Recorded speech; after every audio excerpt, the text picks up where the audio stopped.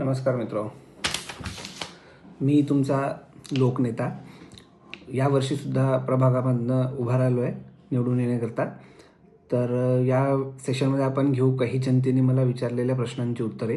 तर माझ्यासाठी सर्वात पहिला हा प्रश्न आलेला आहे की मी जे काही लास्ट 5 वर्षांमध्ये जे काही कामं केलेले आहेत ते मला सांगायचे आहे. तर मला या बाबतीतनी एकच म्हणायचं आहे की जनता हा प्रश्न विचारायच्या अधिकारातच नाही आहे. जनतेची लायकीच नाही आहे हा मला प्रश्न विचारायला. जनता चोर आहे, जनता एक नंबरची चोर आहे, भ्रष्ट आहे. मला फक्त वोट करण्याव्यतिरिक्त तिनं काहीच नाही केलेलं आहे. 5 वर्षातनी कधीच नाही आली मला विचारायला. 5 वर्षातनी एकदा येते, वोट टाकताना चालली जाते. 5 वर्षातनी एकदा येते, वोट टाकताना चालली जाते. 5 वर्षाआधी मी यांच्याकडे गेलो होतो वोट द्या, तेव्हा पाहिलं की हे झोपडपट्टीतच राहत होते. 5 वर्षानंतर आता परत गेलो आहे तरी हे झोपडपट्टीतच राहत आहेत. यांनी स्वतःसाठी रोजगार भेटवला नाही, घर बांधलं नाही, काहीच नाही. मी आधी एका 4x4च्या खोलीतनी राहत होतो. आता माझा बंगला बनलेला आहे. बंगला कशाला म्हणतात, त्याला किल्ला बनला आहे माझा.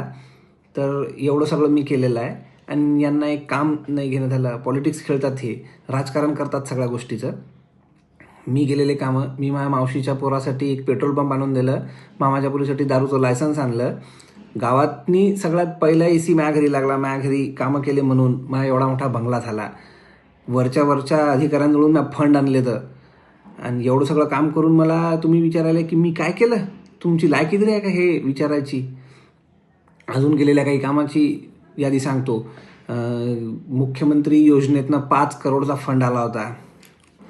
3 करोडचं घर बांधलं म्या दुसऱ्या गावात निवी 3 करोडचं. आणि 3 करोडचं घर बांधल्यानंतर ते विरोधी पक्षनेते, पत्रकार यायच्या बुडाले आग लागली.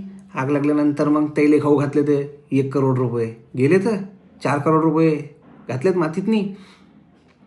मग उरले ते 1 करोड. एवढं 5 वर्ष तुमच्यासाठी काम करावं लागते, तर मला फिरायला नाही जावं लागत का फॉरेनला? काय तुमच्यासाठी दिवसभर काम करत बसू? गेलो होतो बँकॉकला फिरायला. मग मी बँकॉकला फिरायला गेल्यानंतर तिथं आला मला 50-60 हजार रुपये खर्च, 50-60 लाख रुपये खर्च, 50-60 हजार म्हणायलो, 50-60 लाख रुपये खर्च आला. उरलेल्या 40 लाखाचा टेंडर टाकला. तर ते ठेकेदार काय म्हणते, मला विटा पाहिजे, मला रोड बांधायला गिट्टी पाहिजे म्हणते, सिमेंट पाहिजे म्हणते. तो तर भ्रष्ट आहे एवढा मोठा.